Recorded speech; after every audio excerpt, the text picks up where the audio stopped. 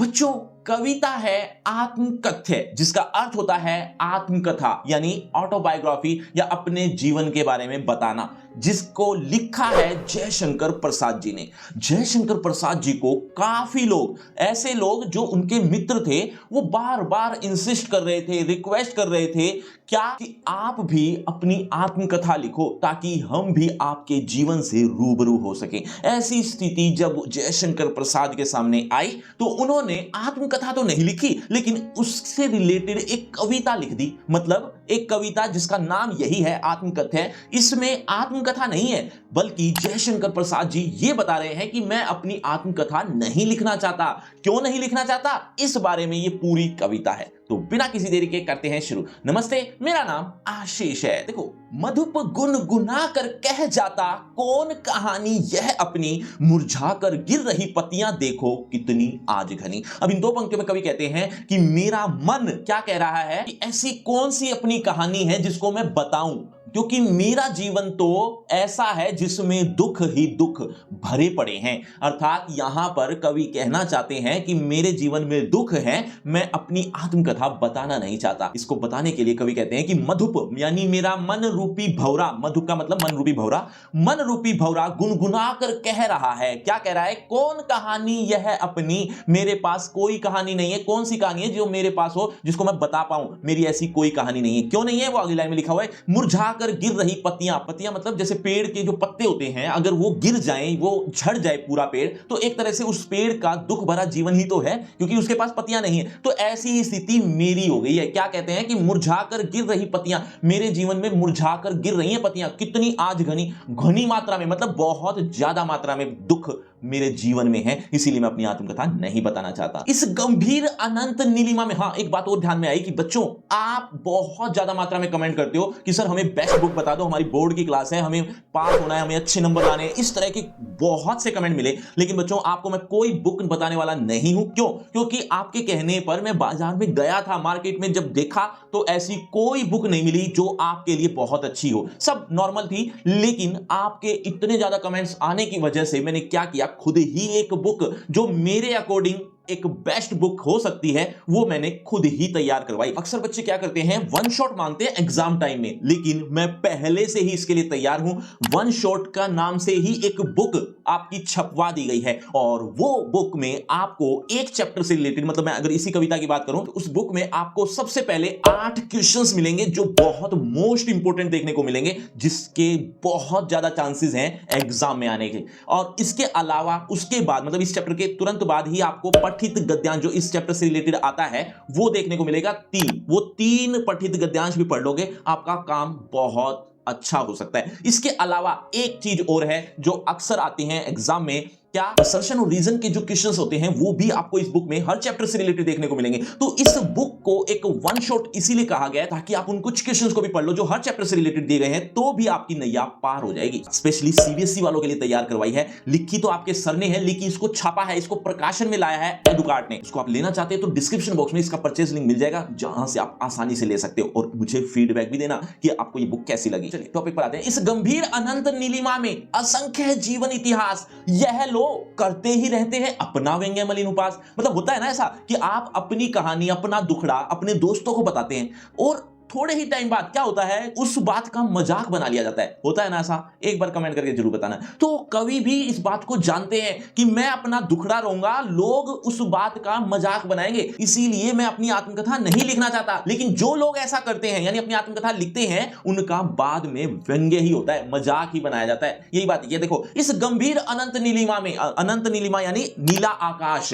नीले आकाश के तले असंख्य जीवन इतिहास, असंख्य जीवन इतिहास लिखे गए हैं जिनकी कोई सीमा नहीं है, जिनकी कोई संख्या नहीं है। जीवन इतिहास यानी आत्मकथा, यह लोग करते ही रहते हैं अपना व्यंग्य मलिन उपास, अपना ही मजाक बनवाते हैं। व्यंग्य अपने ऊपर ही बनवाते हैं। मलिन माने होता है मैला, और उपहास माने मजाक, तो अपना मैला यानी बहुत बुरा मजाक बनवा लेते हैं। इसीलिए मैं अपनी आत्मकथा नहीं लिखना चाहता। तब भी कहते हो कह डालू दुर्बलता अपनी बीती, तुम सुनकर सुख पाओगे देखोगे यह गागर रीति। अब इन दो पंक्तियों में कवि कहते हैं कि ये बात जानते हुए भी कि लोग मेरा मजाक बनवाएंगे, तो भी तुम ये कहते हो कि मैं अपनी दुर्बलताएं, अपनी कमजोरियां बता दूं, मतलब अपने दुखड़ों के बारे में, अपनी आत्मकथा के बारे में बता दूं, ऐसा मैं नहीं करने वाला। तुम सुनकर सुख पाओगे क्या? जब तुम मेरी आत्मकथा सुनोगे क्या तुम्हें सुख मिलेगा? क्या तुम्हें अच्छा अनुभव होगा जब मैं अपना दुखड़ा रहूंगा? देखोगे यह गागर रीति, गागर का मतलब होता है घड़ा और रीति का मतलब होता है खाली, खाली घड़ा। जब भी तुम मेरा खाली घड़ा देखोगे तो क्या तुम्हें सुख मिलेगा? मतलब खाली घड़ा यहां पर इंगित कर रहा है किसको? दुख भरे जीवन को, क्योंकि घड़े में अगर पानी नहीं है तो उसका जीवन दुख भरा ही है। ऐसे ही मेरा जीवन है खाली घड़े के समान, जिसमें कोई सुख नहीं है। बच्चों, कवि का नाम अभी थोड़ी देर पहले बताया था, एक बार जल्दी से कमेंट करके बताओ। देखना चाहता हूं कितने बच्चे ऐसे हैं जो बहुत ध्यान से सुन रहे हैं। किंतु कहीं ऐसा ना हो कि तुम ही खाली करने वाले, अपने को समझो मेरा रस ले अपनी भरने वाले। अब इन दो पंक्तियों में कवि कहते हैं कि ऐसा ना हो कि तुम ही खाली करने वाले, अर्थात मेरा जो दुखड़ा है उसका रीजन तुम खुद अपने आप को समझ बैठो, तुम खाली करने वाले समझ बैठो। ऐसा नहीं है, अपने को समझो, अपने आप को देखो, अपने आप को समझो। मैं अपनी आत्मकथा नहीं लिखना चाहता, लेकिन एक लाइन, आधी लाइन और भी लिखी है, मेरा रस ले अपनी भरने वाले। कहीं ऐसा तो नहीं है कि तुम मेरा रस लेकर अपना घड़ा भरना चाहते हो, मतलब मेरा दुखड़ा जान लोगे और उसके बाद मजाक बनाओगे तो तुम्हें तो सुख मिलेगा। तो कहीं ऐसा नहीं है, ऐसा तो नहीं है कि कहीं तुम मेरा रस लेकर अपना भरना चाहते हो, अपना घड़ा तुम भरना चाहते हो, अपने जीवन में खुशियां चाहते हो। ऐसा नहीं करने वाला मैं। यह विडंबना अरि सरलते तेरी हंसी उड़ाऊं मैं, भूले अपनी या परवचना औरों की दिखलाऊं मैं। मतलब ये विडंबना है, विडंबना मतलब मुसीबत है या कठिनाई है, ये बहुत गलत है। क्या है विडंबना का अर्थ? मुसीबत। तो ये एक बहुत बड़ी मुसीबत है कि ऐसे मन वालों का की तो मैं हंसी उड़ाता हूं, हंसी उड़ाऊं मैं। हंसी उड़ाने का मतलब मैं मजाक बनाऊंगा ऐसे लोगों का जो मेरा रस लेकर खुद भरना चाहते हैं। भूलें अपनी मैं अपनी भूलें बताऊं। आत्मकथा लिखेगा तो ऑब्वियस बात है ना, अपनी भूलें भी बताएगा, और जो दूसरों के द्वारा धोखा मिला है उसे वो भी बताना पड़ेगा उसे। ये सब कुछ उसके जीवन में हुआ है, तो यही बात लिखी है कि भूलें अपनी, मैंने अपने जीवन में जो भूलें की हैं, प्रवचना औरों की, यानी दूसरों, प्रवचना का मतलब होता है धोखा, तो औरों के द्वारा मिला हुआ धोखा मैं क्यों दिखलाऊं? मैं नहीं दिखलाना चाहता। उज्जवल गाथा कैसे गाऊं, मधुर चांदनी रातों की, अरे खिलखिलाकर हंसते होने वाली उन बातों की। अब इन दो पंक्तियों में कवि ये भी स्वीकार करते हैं कि मेरे जीवन में कंप्लीटली यानी पूरी तरीके से दुख नहीं है, कुछ समय सुख भी आए थे। मैं उन सुखों को भी नहीं बताना चाहता। पहले ये बता देता हूं, ये सुख के बारे में थोड़ा लिखा हुआ देखो। उज्जवल गाथा, उज्जवल यानी खुशी भरे अवसर, उज्जवल कथा यानी अच्छे अवसर, मधुर चांदनी रातों की, मेरे जीवन में भी मधुर चांदनी रातें आई थी, अर्थात सुख भरा जीवन आया था। खिलखिलाकर हंसते होने वाली उन बातों को जब मैं याद करता हूं तो मैं खिलखिलाकर हंसता हूं, खुश हो जाता हूं, अर्थात खुशी भरे अवसर भी थे। मिला कहां वह सुख जिसका मैं स्वप्न देखकर जाग गया,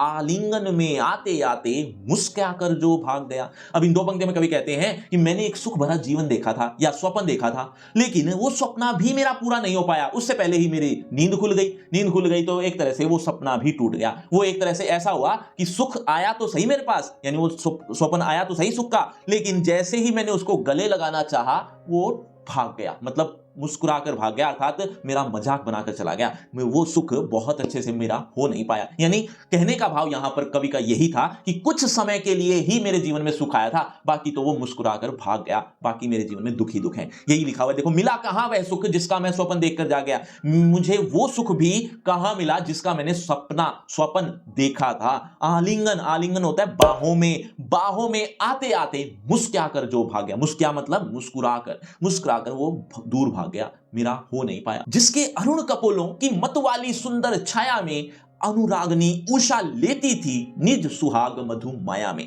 अब इन दो पंक्तियों के शब्दार्थ जान लोगे ना तो हिंदी बहुत आसान से बन जाएगी, यानी हिंदी मतलब व्याख्या। देखो, अरुण कपोलों का मतलब होता है लाल गाल, मतवाली का मतलब होती है मस्ती भरी, और छाया तो छाया ही रह जाएगी। अनुरागनी माने प्रेम भरी, उषा माने सुबह, तो ये इकट्ठा बनेगा प्रेम भरी सुबह। निज सुहाग, निज माने अपनी, सुहाग माने सुगंध, मधुमाया मतलब मधुर। अब ये जो शब्दार्थ है ना, ये पहले तो ये बताई तो ये दो पंक्तियां उस स्वप्न के बारे में थी, या यूं कह लो कि वो जो सुख भरे क्षण थे उसके बारे में है। क्या है कि वो कितना सुंदर था, वो दृश्य कितना अच्छा था, वो पल कितने अच्छे थे, ये बात इस दो पंक्ति में बता रखे। क्या कहते हैं?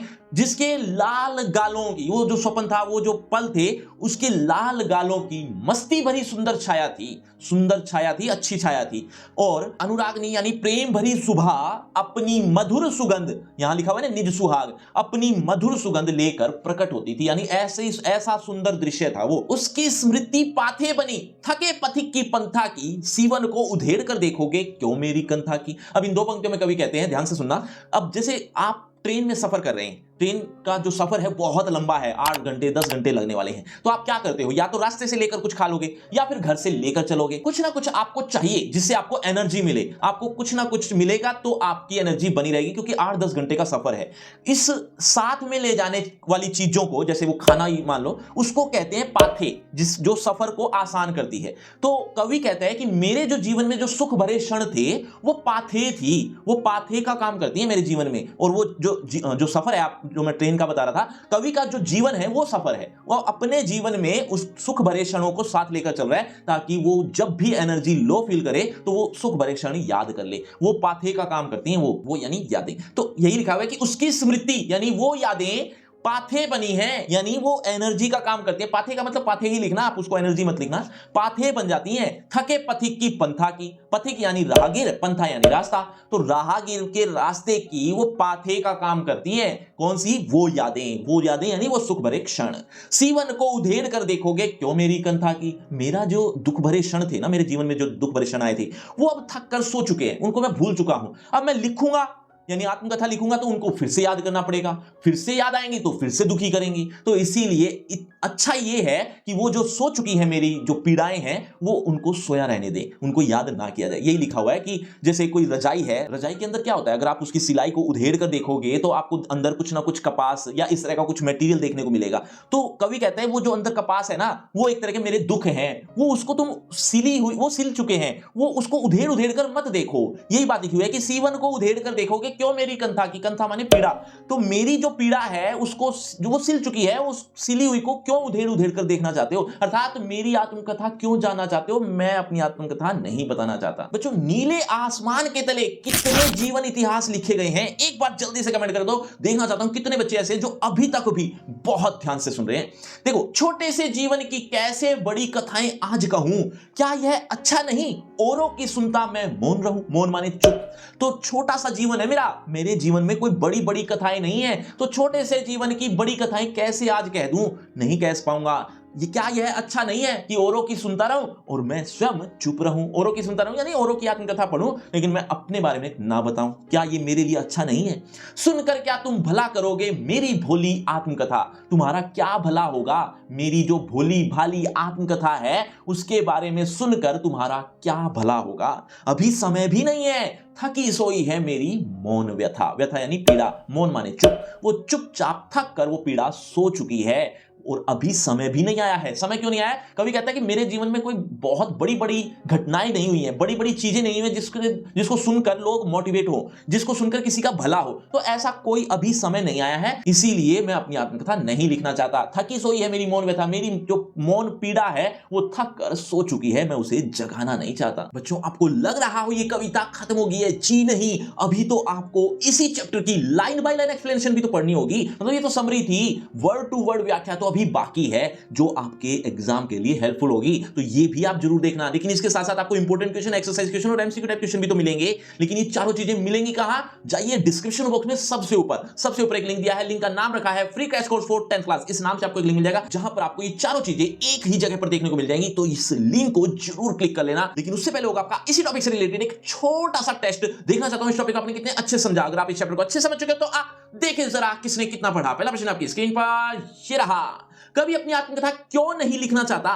बच्चों, हर प्रश्न के बाद आपको 5 सेकंड मिलेंगे आंसर देने के लिए। आप अपना आंसर कमेंट करते रहना, एंड में देखना चाहता हूं किसके कितने आंसर ठीक हुए। कभी अपनी आत्मकथा क्यों नहीं लिखना चाहता? आपके ऑप्शन: ए, उसके जीवन में सुख ही सुख थे, बी, उसके जीवन में केवल दुर्बलताएं थी, सी, उसके जीवन में गरीबी थी, या डी, उसका जीवन आदर्श था। आपके 5 सेकंड, 5 4 3 2 1 0। सही उत्तर ऑप्शन बी। चलिए बच्चों, अगला प्रश्न आपकी स्क्रीन पर, कवि ने अपनी आत्मकथा को कैसी बताया है? आपके ऑप्शन: ए, महान, बी, प्रभावशाली, सी, भोली, या डी, चंचल। 5 4 3 2 1 0। सही उत्तर ऑप्शन सी, भोली। चलिए बच्चों, अगला प्रश्न, कवि किसे याद करके दुखी था? आपके ऑप्शन: अपने बचपन को, अपने वर्तमान को, अपने दुख भरे अतीत को, या डी, पारिवारिक जीवन को। 5 4 3 2 1 0। सही उत्तर ऑप्शन सी, अपने दुख भरे अतीत को, अतीत यानी भूतकाल को। चलिए बच्चों, अगला प्रश्न, कवि की मौन व्यथा किस स्थिति में थी? अभी थोड़ी देर पहले बताया। आपके ऑप्शन: जागृत दशा में, सोई हुई, बेचैन, या शांत। 5 4 3 2 1 0 सही उत्तर ऑप्शन बी। तो बच्चों ये आपका रिपोर्ट कार्ड ध्यान से देख लीजिए, पढ़ लीजिए। और हाँ, आपके टोटल मार्क्स कितने हैं ये कमेंट करना मत भूलना। और आपकी क्लास से रिलेटेड एक फ्री क्रैश कोर्स आ गया जो कि बिल्कुल फ्री है। इस कोर्स का सबसे बड़ा फायदा ये है कि आपको आपकी क्लास से रिलेटेड इंपॉर्टेंट चीजें भी एक ही पेज पर देखने को मिल जाएंगी, आपको कहीं भी भटकने की जरूरत नहीं पड़ेगी। तो इस लिंक को जरूर क्लिक करना, इस कोर्स को जरूर देखना, लिंक डिस्क्रिप्शन बॉक्स में सबसे ऊपर मिल जाएगा। और अगर आपको मुझसे पर्सनल बातचीत करनी है तो सभी सोशल मीडिया के लिंक डिस्क्रिप्शन बॉक्स में आ जाइए, बातचीत करते हैं। शुक्रिया, धन्यवाद।